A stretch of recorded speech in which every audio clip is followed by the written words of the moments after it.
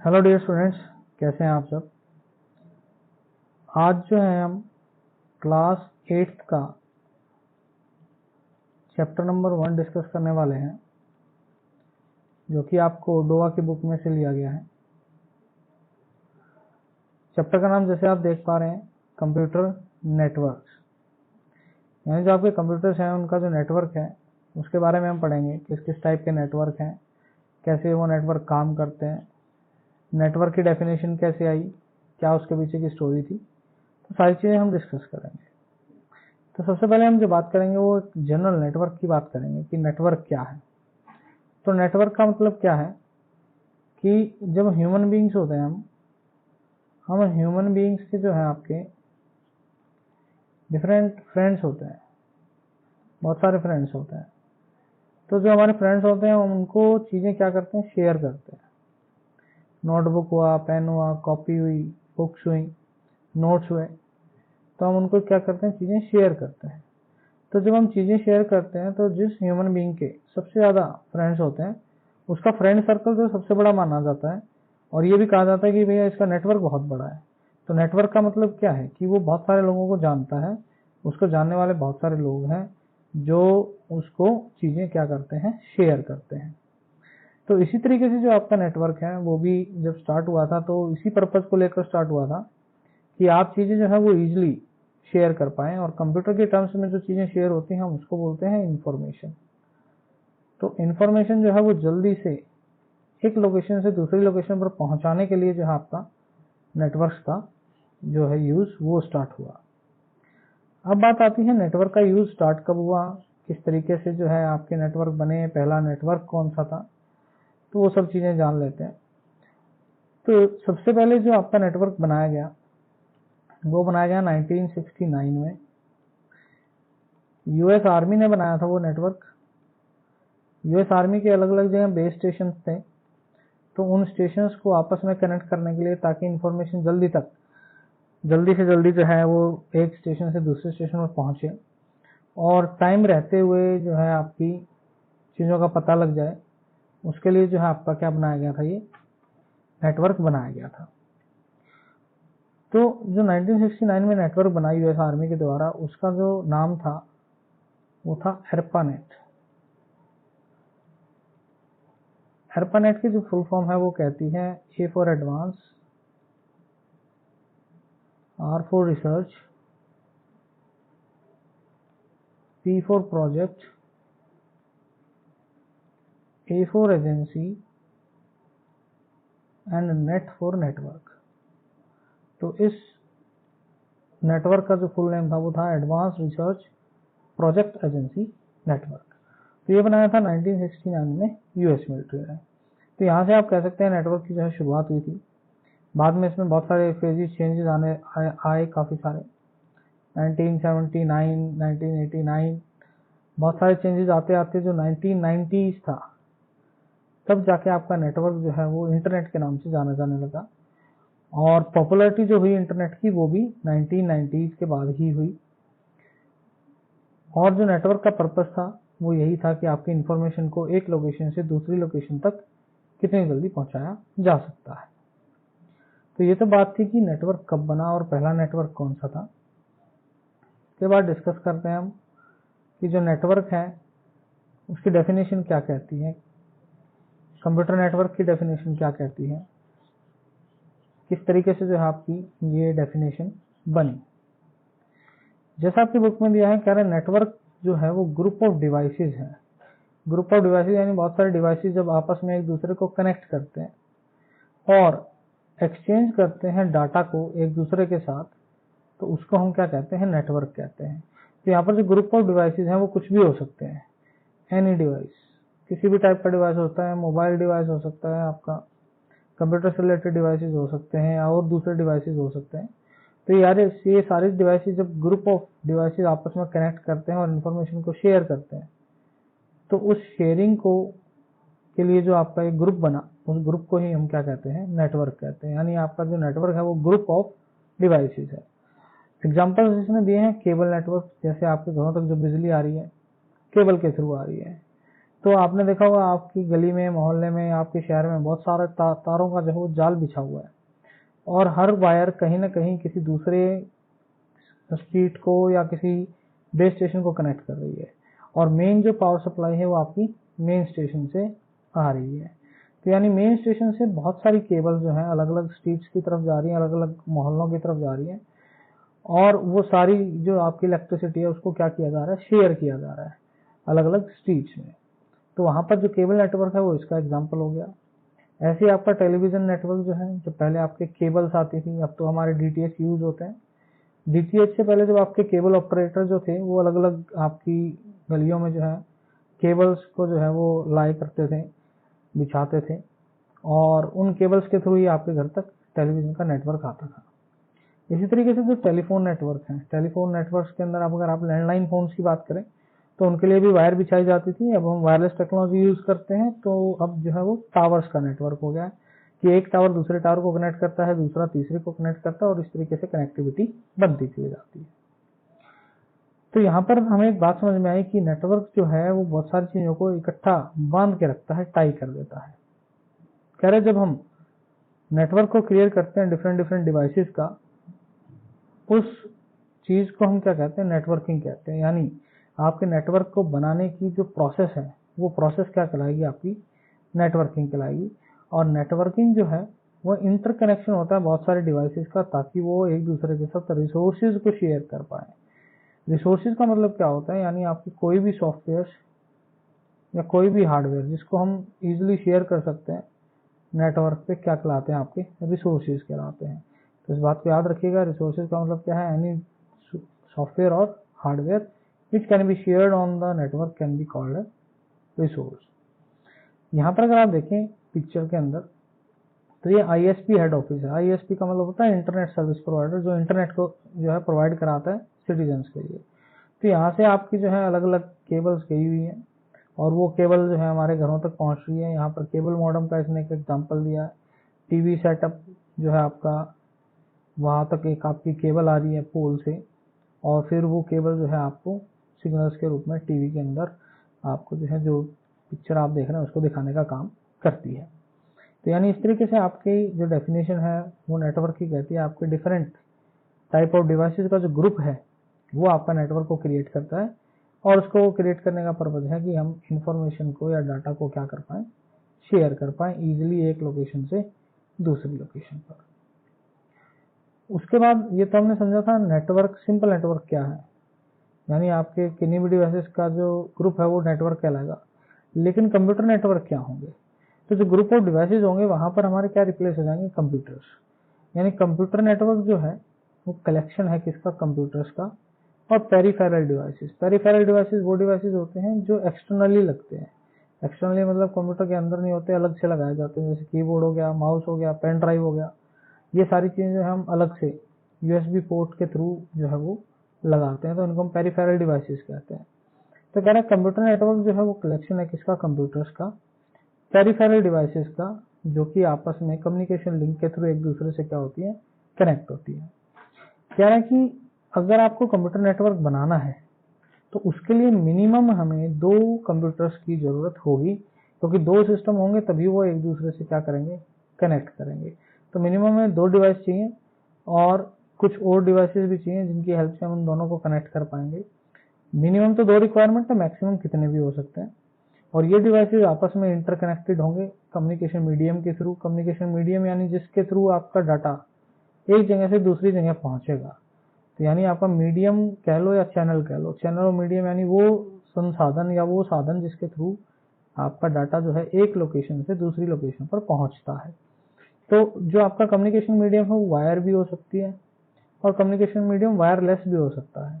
तो दोनों ही टाइप के कम्युनिकेशन मीडियम का हम जो है यूज कर सकते हैं जब आप सारे सिस्टम को इंटरकनेक्टेड करेंगे, आपस में कनेक्ट करेंगे और इंफॉर्मेशन को शेयर करने की कोशिश करते हैं। तो कह रहा था कम्युनिकेशन मीडियम्स और लिंक, कह रहे ये कम्युनिकेशन मीडियम और लिंक है वो अलाउ करते हैं नेटवर्क कंपोनेंट को, ताकि वो आपस में एक दूसरे को क्या कर पाए, शेयर कर पाए चीजें। कह रहा था नेटवर्क कंपोनेंट में भी लोकेटेड एट रिमोट लोकेशन और with in the same building. कह रहे नेटवर्क के कंपोनेंट हो सकते हैं रिमोट, रिमोट लोकेशन का मतलब दूर दराज के इलाकों में हो, या फिर सेम बिल्डिंग में आपके हों। तो दोनों ही पॉसिबिलिटी हैं कि जो आपके नेटवर्क के कंपोनेंट हैं, यानी जहाँ पर आपकी जो चीज़ें हैं सेव हो रही हैं या जहाँ से कनेक्ट हो रही हैं, वो हो सकता है कहीं दूसरी बिल्डिंग में हो या हो सकता है सेम बिल्डिंग में हो। तो ये जरूरी नहीं आपकी वो चीज़ें सेम बिल्डिंग में ही हों। इसके बाद आते हैं आपके कि आप कैसे क्रिएट करेंगे कोई भी कंप्यूटर नेटवर्क को। तो कह रहे हैं नेटवर्क जो है वो किसी भी साइज का हो सकता है, 2 सिस्टम का नेटवर्क भी हो सकता है, 50 का भी हो सकता है, 100 का भी हो सकता है, मिलियंस का भी हो सकता है। तो कह रहे हैं एक छोटा सा जो आप नेटवर्क जो क्रिएट करना है उसके लिए मिनिमम आपको 2 कंप्यूटर आपस में कनेक्ट करने पड़ेंगे और वो एक दूसरे को फाइल शेयर करेंगे। यहाँ पर एक पिक्चर दी गई है। इस पिक्चर में अगर आप देखेंगे तो एक सेंट्रल में एक सीपीयू रखा है और इस सीपीयू से आपकी ये 2 मशीनें कनेक्ट हैं और एक प्रिंटर कनेक्ट है। यानी नेटवर्क के थ्रू हमने इन सारी चीज़ों को आपस में क्या कर दिया है, कनेक्ट कर दिया है। अगर सिस्टम 1 को कोई भी प्रिंट चाहिए तो वो सबसे पहले कमांड किसके पास जाएगी, सेंट्रल कंप्यूटर सेंट्रल सीपीयू के पास जाएगी और ये सीपीयू उस कमांड को आगे फर्दर प्रिंटर को पास करेगा। ऐसे ही सेम केस यहाँ पर 2 नंबर सिस्टम के लिए भी है। 2 नंबर सिस्टम को अगर प्रिंट चाहिए तो पहले कमांड सीपीयू के पास आएगी और फिर ये कमांड प्रिंटर के पास जाएगी। अब यहाँ पर हमारे पास फायदा क्या हो गया, अगर हमारे पास नेटवर्किंग नहीं होती तो इन दोनों सिस्टम्स के लिए हमें अलग से प्रिंटर परचेज करना पड़ता और उसकी कॉस्ट ज़्यादा पड़ती। मान लो अगर मिनिमम माने 10,000 रुपीज़ का आपका एक प्रिंटर है तो 10,000 का ही हमें इसके लिए खरीदना पड़ता है, यानी 20,000 हमारे जो है वो टोटल एक्सपेंडिचर होता। लेकिन अब हमने केवल एक ही प्रिंटर खरीदा हुआ है और दोनों सिस्टम उस प्रिंटर को क्या कर पा रहे हैं, यूज, यानी हमने कॉस्ट जो है वो सेव कर ली, 10,000 रुपीज़ हमने बचा लिए। तो इस तरीके से जो है हम नेटवर्किंग की हेल्प से कॉस्ट को भी क्या कर सकते हैं, कम कर सकते हैं। तो यहाँ पर जो आपका सर्वर है, ये जो सेंटर में इसमें लिखा हुआ है फाइल सर्वर, तो फाइल सर्वर का मतलब है कि आपकी जो भी रिक्वेस्ट होंगी फाइल से रिलेटेड वो पहले किसके पास आएगी, सीपीयू के पास आएगी और बाकी सिस्टम भी जो है वो इसको यूज कर पाएंगे। तो ये किसकी वजह से पॉसिबल हुआ, आपका नेटवर्किंग की वजह से ही पॉसिबल हुआ। तो यानी नेटवर्क को क्रिएट करने के लिए हमें जो है 2 मिनिमम सिस्टम्स की जरूरत रहती है। फिर कह रहे हैं नेटवर्क कैन बी कनेक्ट, 2 तो चाहिए मिनिमम, लेकिन मिलियंस ऑफ कंप्यूटर भी जो है वो आपस में कनेक्ट होते हैं और ऑल दी वर्ल्ड, ताकि इंफॉर्मेशन शेयर हो सके। तो अगर हम नेटवर्क का बड़ा एग्जांपल की बात करें तो इंटरनेट जो है आपका सबसे बड़ा एग्जांपल है नेटवर्क का, क्योंकि इंटरनेट के अंदर हम वर्ल्ड वाइड कनेक्ट होते हैं, यानी संसार में जितने भी आपके कंप्यूटर सिस्टम्स हैं वो सारे एक दूसरे से कनेक्ट है और वहां से हम इंफॉर्मेशन को क्या करते हैं, एक्सचेंज करते हैं। तो आपके नेटवर्क के अंदर मिलियंस ऑफ कंप्यूटर जो है वो all around the world exchange करते हैं इंफॉर्मेशन को, और इंटरनेट सबसे बड़ा कंप्यूटर जो है वो नेटवर्क माना गया है। उसके बाद बात आती है कि डाटा कम्युनिकेशन के लिए आपकी किन किन चीजों की जो है वो जरूरत पड़ेगी।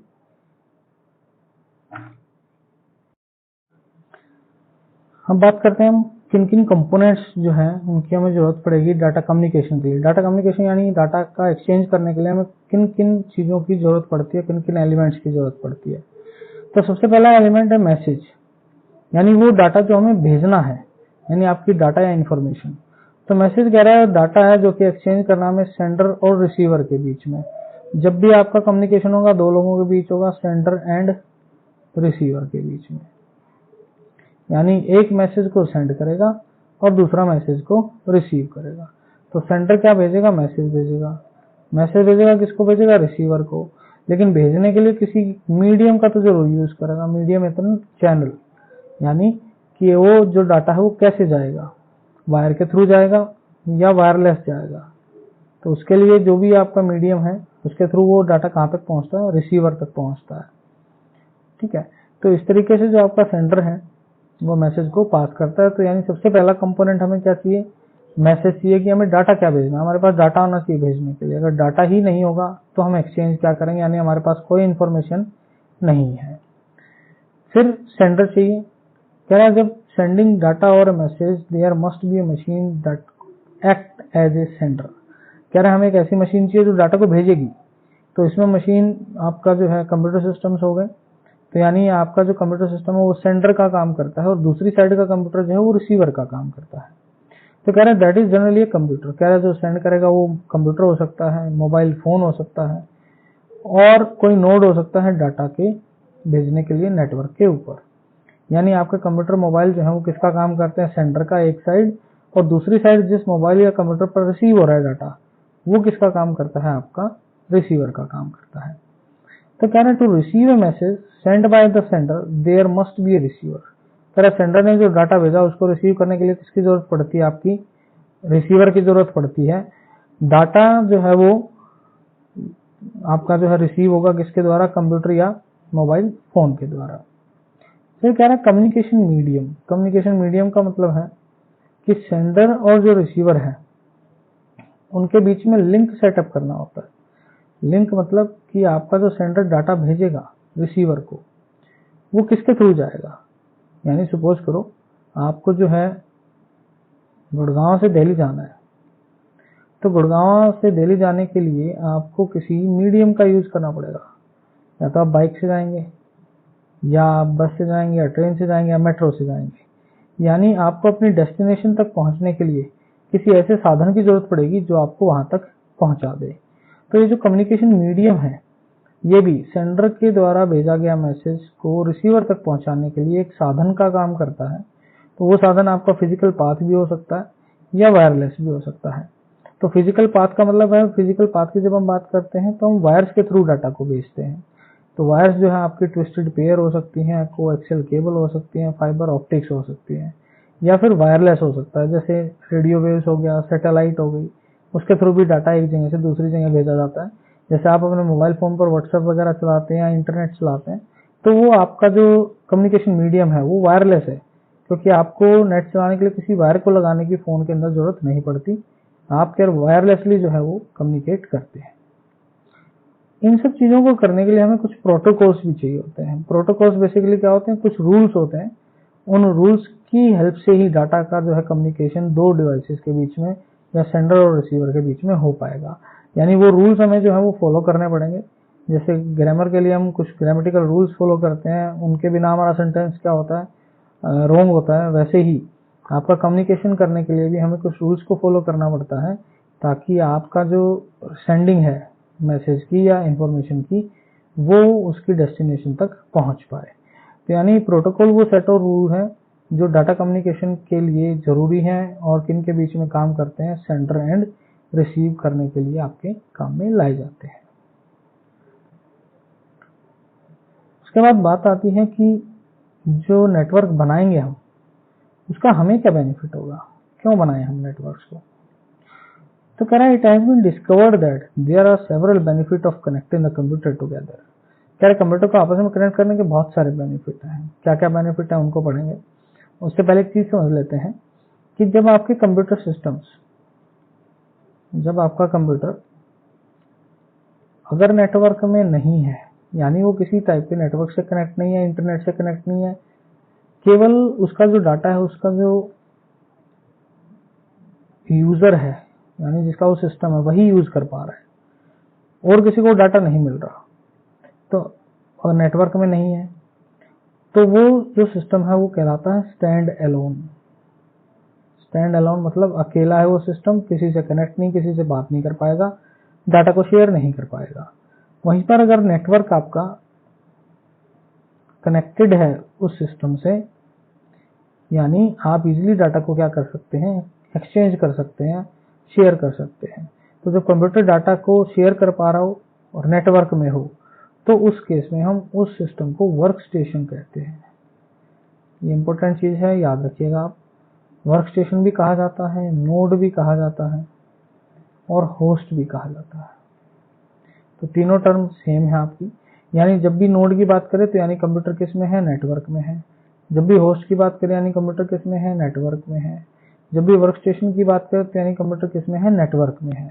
लेकिन अगर बात करता है स्टैंड अलोन की, स्टैंड अलोन यानी आपका कंप्यूटर किसी भी टाइप के नेटवर्क से कनेक्टेड नहीं है, उसका जो इन्फॉर्मेशन है उसकी इन्फॉर्मेशन केवल जो उसका यूजर है वही यूज कर पाएगा, कोई दूसरा बंदा यूज नहीं कर सकता। फिर कह रहे हैं जो नेटवर्क के बेनिफिट हैं यूजर के, वो प्रोडक्टिविटी इंक्रीज करना, कॉस्ट को कम करना और बहुत सारे आपके ऐसे बेनिफिट्स हमें मिलते हैं। उसमें सबसे पहला बेनिफिट दिया है ईज ऑफ एक्सेस। एक्सेस का मतलब है किसी चीज का बहुत जल्दी इजीली मिल जाना। तो कह रहे हैं अगर आपकी इंफॉर्मेशन सेंट्रल कंप्यूटर पर डली है, सेंट्रल कंप्यूटर मतलब आपके सारे सिस्टम एक दूसरे से कनेक्टेड है, जैसे इंटरनेट पर हमें कोई भी इंफॉर्मेशन इजीली सर्च कर लेते हैं, तो वो किस वजह से पॉसिबल है? नेटवर्क की वजह से। तो कह रहे हैं नेटवर्क जो है स्टोर करता है बहुत सारी इंफॉर्मेशन, कहाँ पर? सेंट्रल कंप्यूटर पे। सेंट्रल कंप्यूटर एक ऐसा कंप्यूटर होता है जो 24 घंटे आपका इंटरनेट से कनेक्ट रहेगा, नेटवर्क से कनेक्ट रहेगा, जिसको हम कभी भी एक्सेस कर सकते हैं। तभी हम किसी भी टाइम इंटरनेट को क्या कर पाते हैं? यूज कर पाते हैं, यानी वो 24/7/365 क्या है? चलता रहेगा। तो कह रहे हैं storing information on 1 or 2 central device make it easy for people to work with their file. कह रहे जब यही चीजें आपकी 2-3 सेंट्रल सिस्टम पर होती हैं तो लोग इजीली अपनी चीजों को क्या कर पाते हैं? मैनेज कर पाते हैं और अपनी फाइल्स जो है वो इजीली एक्सेस कर पाते हैं। तो यानी वो घर बैठे भी अपने ऑफिस का काम कर सकते हैं, जो कि हमारा अगला बेनिफिट नीचे दिया गया है। Work from home. Work from home का मतलब है कि जो नेटवर्क है उसके डेडिकेटेड कंप्यूटर हैं वो अलाउ करते हैं लोगों को कंपनी के नेटवर्क से कनेक्ट करने के लिए यूजिंग मॉडम। यानी ये कंपनी है हमारी, यहाँ पर इंटरनेट चल रहा है, हम अपने घर में बैठे हैं। अब हमें बॉस ने बोला कि यार आप जो है ना अपना लैपटॉप ओपन करो और ये काम जो है वो करके दो, तो हम इजीली अपने घर पर बैठे बैठे इंटरनेट की हेल्प से अपने ऑफिस को क्या कर सकते हैं? कनेक्ट कर सकते हैं। और ऑफिस की जो सेंट्रल कंप्यूटर है ऑफिस का, जहां पर हमारी फाइल सेव है, जिन फाइल्स पर हमें काम करना है, उन फाइल्स को हम इजीली क्या कर सकते हैं? एक्सेस कर सकते हैं। तो अगर ये इंटरनेट और नेटवर्क हमारे पास अगर नहीं होता तो ये काम हम इजीली नहीं कर पाते, हमें ऑफिस ही जाना पड़ता उस काम को करने के लिए। लेकिन अब हमें क्या बेनिफिट हो गया? हम घर बैठे वर्क फ्रॉम होम कर सकते हैं। जैसे आपने कोरोना टाइम में क्लासेस ली थी घर बैठे ही, आपको जाने की जरूरत नहीं थी। अगर इंटरनेट उस टाइम पर नहीं होता तो आप जो है स्कूल का जो काम है वो नहीं कर पाते, आपको मजबूरन स्कूल में जाना पड़ता।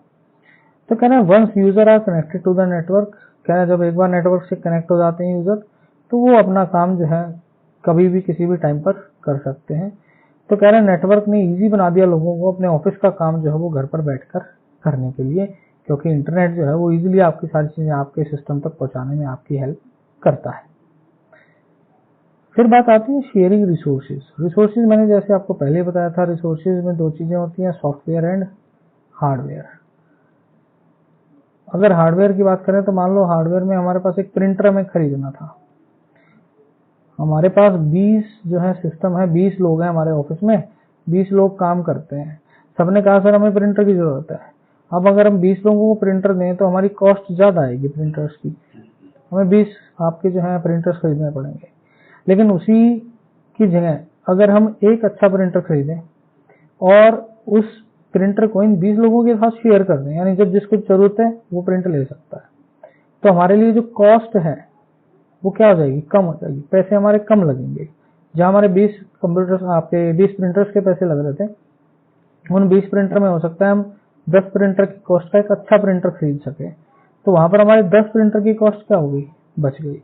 तो ऐसे इस तरीके से हम जो है नेटवर्किंग की हेल्प से रिसोर्सेज को शेयर करके, शेयरिंग कर लिया हमने, रिसोर्सेज को शेयर करके हम क्या कर सकते हैं? अपने कॉस्ट को बचा सकते हैं। जैसे अगर मान लो 4 दोस्त हैं, चारों को एक ही जगह जाना है, चारों के पास गाड़ी है, लेकिन चारों अगर अपनी अपनी गाड़ी लेके जाएंगे तो सबकी कॉस्ट जो है वो अलग अलग आएगी, ठीक है, इंडिविजुअल कॉस्ट आएगी। लेकिन वहीं पर चारों अगर एक ही गाड़ी करके जाएं तो उस केस में उनकी कॉस्ट क्या होगी? पेट्रोल की कम होगी।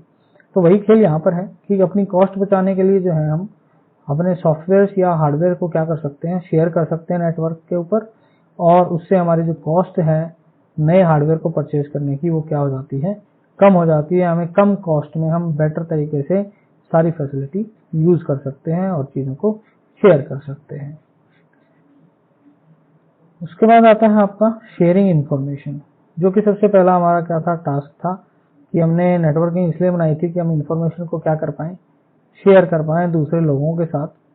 कह रहा है information can be in any form of data, किसी फॉर्म में हो सकती है, वो चाहे वर्ड प्रोसेसिंग का प्रोग्राम हो, स्कूल का डाटाबेस हो, किसी भी टाइप की इंफॉर्मेशन जो है आपकी, चाहे इमेजेस हो, वीडियो हो, ग्राफिक्स हो, या आपके इंटरनेट साइट्स हो, या आपकी ऑनलाइन वीडियोज हो, किसी भी टाइप की इंफॉर्मेशन को हम शेयर कर सकते हैं, जिससे कि हमारी प्रोडक्टिविटी का मतलब होता है कार्य क्षमता का बढ़ना। कार्य क्षमता जो हमारी वो बढ़ जाती है, ठीक है, यानी हम एक टाइम पर ज़्यादा काम कर पाते हैं, तो हमारी कार्य क्षमता क्या हो जाएगी, इंक्रीज हो जाएगी, हम एक टाइम पर ज़्यादा काम कर पाएंगे। जैसे हमने ऊपर रिसोर्सेज शेयर किए थे, वैसे हम प्रोग्राम्स को भी शेयर कर सकते हैं। प्रोग्राम्स यानी सॉफ्टवेयर।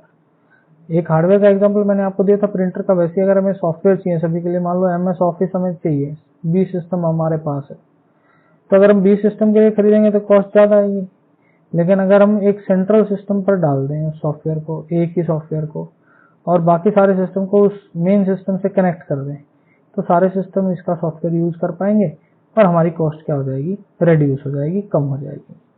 तो कह रहे हैं most of the people who are connected to a network use a central computer to work with differently program such as word processor और स्प्रेडशीट। कह रहा मोस्टली लोग जो है वो नेटवर्क से कनेक्ट होते हैं, तो वो सेंट्रल सिस्टम पर इंस्टॉल किए गए सॉफ्टवेयर का ही क्या करते हैं, यूज करते हैं, और नेटवर्क जो है वो इंस्टॉल कर देता है एक ही कॉपी प्रोग्राम की सेंट्रल सिस्टम पे, तो हमें अलग अलग सिस्टम पर उसको डालने की जरूरत नहीं पड़ती। जो सेंट्रल सिस्टम है वहीं से बाकी जो यूजर हैं, बाकी जो कंप्यूटर सिस्टम है, उस सॉफ्टवेयर को क्या कर लेते हैं, यूज कर लेते हैं, तो हमें जो कॉस्ट है वो हमें क्या पड़ती है, कम पड़ती है। अगला एडवांटेज आता है सिक्योरिटी। सिक्योरिटी का मतलब है कि आप जब भी इंफॉर्मेशन को एक्सेस करते हैं इंटरनेट पे, तो उसके लिए आपको यूजर नेम और पासवर्ड की जरूरत पड़ती है। बिना यूजर नेम पासवर्ड के आप लॉगिन नहीं कर सकते। जैसे आप अपनी फेसबुक प्रोफाइल में लॉगिन करते हो, ठीक है, या आप अपने दूसरी सोशल मीडिया अकाउंट्स में लॉगिन करते हो, तो वहां पर आपको यूजर नेम पासवर्ड देने की जरूरत पड़ती है, तभी आप क्या कर पाते हो, लॉगिन कर पाते हो, ताकि ये चेक किया जा सके कि जो लॉगिन करने वाला है वो ऑथराइज यूजर है या नहीं है। ऑथराइज यूजर मतलब जिसकी आईडी है वही यूज कर पा रहा है या नहीं, या कोई दूसरा बंदा तो यूज नहीं कर रहा है। तो कह रहे हैं यूजर नेम और पासवर्ड जो है वो नेटवर्क एडमिनिस्ट्रेटर जो है वो चेक करता रहता है। इसका काम होता है कि इस नेटवर्क पर जो है कितने लोग आए, किसने सही पासवर्ड जो है वो डाला है, किसने लॉगिन सक्सेसफुली किया, किसने नहीं किया, कि कोई ऐसा तो यूजर नहीं था जो रीट्राई कर रहा था किसी दूसरे का पासवर्ड एक्सेस करने की। तो यहाँ पर हमारी सिक्योरिटी बनी रहती है, हमारी इंफॉर्मेशन क्या रहती है, सेफ रहती है, दूसरे लोगों के हाथों में नहीं जाती। उसके बाद आते हैं हम नेटवर्किंग मीडिया।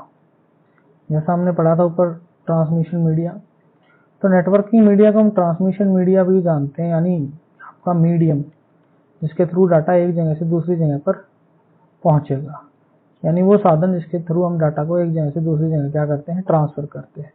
तो दो टाइप की मीडिया हम पढ़ेंगे, एक तो वायर्ड वाली यानी वायर्स के थ्रू, और एक होगी हमारी वायरलेस यानी जिसमें वायर्स का यूज नहीं होता। तो कह रहे हैं the wire connected computer and resources with a network. कह रहे कंप्यूटर्स को और दूसरी चीजों को नेटवर्क में कनेक्ट करने के लिए हम वायर्स का यूज करते हैं। जैसे इलेक्ट्रिसिटी के लिए भी हम किसका यूज करते हैं, वायर्स का यूज करते हैं हमारे घरों तक पहुंचाने के लिए। तो कह रहे हैं अलग अलग टाइप की जो है केबल यूज होती है, डिपेंड करता है कि हमें किस टाइप का और किस साइज का नेटवर्क बनाना है। तो यानी केबल की टाइप टोटली किस पर डिपेंड करती है, किस टाइप का नेटवर्क हमें चाहिए। तो कह रहे हैं type of cable use often determine the speed of network. और जैसी आपकी केबल होगी वैसी ही नेटवर्क की क्या होगी, स्पीड होगी। स्पीड का मतलब कितनी जल्दी जो डाटा है वो एक लोकेशन से दूसरी लोकेशन पर पहुंच रहा है। तो तीन टाइप की मीडिया जो है आपकी वायर वाली नीचे दी गई है, twisted pair, coaxial and optical fibre. जो ट्विस्टेड पेयर केबल है, ये ट्विस्टेड और पेयर, ट्विस्टेड मतलब एक दूसरे को इस तरीके से डीएनए के शेप में होती है और दो दो के पेयर में होती है। तो ये 8 वायर्स आपकी अगर आप देख पा रहे हो, ये दो दो के पेयर में है, ये 8 टोटल वायर्स होती हैं, तो इसलिए इनको ट्विस्टेड पेयर कहते हैं। और ये डीएनए की शेप में होती हैं, एक दूसरे से लिपटी होती है, इसलिए इनको ट्विस्टेड पेयर भी बोला जाता है। फिर होती है हमारी कोएक्सियल केबल। कोएक्सियल केबल आपने मोस्टली डीटीएच जो आपके घरों में कनेक्शन है, टीवी कनेक्शन, उसमें देखी होगी, यहाँ पर ये वाली जो चीज है ये कॉपर की बनी होती है, सिंगल कॉपर वायर होती है। अगर आपने कभी देखा हो, यहाँ पर ये शील्ड होती है, ये आपकी दूसरी शील्ड होती है और ये मेन शील्ड होती है। तो यहाँ पर इसके अंदर केवल एक ये सिंगल वायर आपकी कॉपर की होती है, जो आपकी मोस्टली टेलीविजन के ट्रांसमिशन के लिए आपका जो है वो यूज किया जाता है। फिर होती है आपकी optical fibre cable. Optical fibre cable जो है वो ग्लास की बनी होती है, थिन ग्लास मटेरियल की बनी होती है। जिसकी वजह से जो इसकी स्पीड होती है वो लाइट से ज़्यादा होती है, इसलिए जैसे हमारा जो ट्रांसमिशन है डाटा का वो बहुत स्पीडली होता है। तो जहाँ भी हमें स्पीड की ज़रूरत होती है तो वहाँ पर हम ऑप्टिकल फाइबर केबल का जो है यूज़ करते हैं। हमारे घरों तक जो DTH आ रहा है वो भी किसके थ्रू आ रहा है, आपके ऑप्टिकल फाइबर केबल तक आ रहा है, वो वहाँ भी हम ऑप्टिकल फाइबर केबल्स का ही यूज़ करते हैं। फिर आती है आपकी वायरलेस मीडिया। वायरलेस जैसे नाम से पता लग रहा है कोई भी वायर का यूज़ नहीं होगा, यानी सिग्नल्स जो हैं उनके लिए फिजिकल पाथ मतलब आपका एक एक्चुअल कोई रोड वगैरह नहीं होगा कि वायर में से होकर जा रहा है। कह रहा है वायरलेस कम्युनिकेशन जो है उसके अंदर कोई फिजिकल पाथ का यूज़ नहीं होता डाटा को मूव कराने के लिए। कह रहा है वायरलेस कम्युनिकेशन मैनकाइंड के अंदर सबसे बड़ा कंट्रीब्यूशन था। कह रहा है इसके अंदर हम जो डाटा सेंड और रिसीव करते हैं वो without the use of wire करते हैं, वो चाहे कितना ही डिस्टेंस हो हमारा। इसका जो दूसरा नाम है वो है अनगाइडेड मीडिया, और जो वायर्ड का नाम है वो है गाइडेड मीडिया। तो वायर्ड वाले को हम गाइडेड मीडिया भी बोल सकते हैं, वायरलेस वाले को हम अनगाइडेड भी मीडिया बोल सकते हैं। तो यहाँ पर जो वायरलेस मीडिया के एग्जांपल्स हैं वो है आपका ब्लूटूथ जो हम जनरली यूज करते हैं डाटा ट्रांसफर के लिए, infrared and wifi wireless Fidelity. तो इन तीनों के अंदर हम किसी टाइप की कोई भी केबल का यूज नहीं करते। यहाँ पर हमारी कौन सी वेव्स यूज होती हैं, रेडियो वेव्स का हम यूज करते हैं। तो यहाँ तक आप इस चैप्टर को रीड करें बेटा अच्छे से। कोई डाउट आता है तो मुझे कमेंट सेक्शन में बताएं, और अपने फ्रेंड्स को शेयर करें, लाइक करें, सब्सक्राइब करें चैनल को। दूसरी जो आपकी वीडियोस आने वाली हैं जो आपकी प्रैक्टिकल की होंगी उनके साथ मैं आपको प्रैक्टिकल का जो वर्क है वो भी करवाऊंगा। तो आप कनेक्टेड रहें मेरे चैनल के साथ ताकि आपको अपडेट मिलते रहें। लेटेस्ट वीडियो आप जो है इन छुट्टियों में अपनी कवर करें, और इस चैनल को आप लाइक, शेयर और सब्सक्राइब करते रहें। Thank you, have a nice day, take care.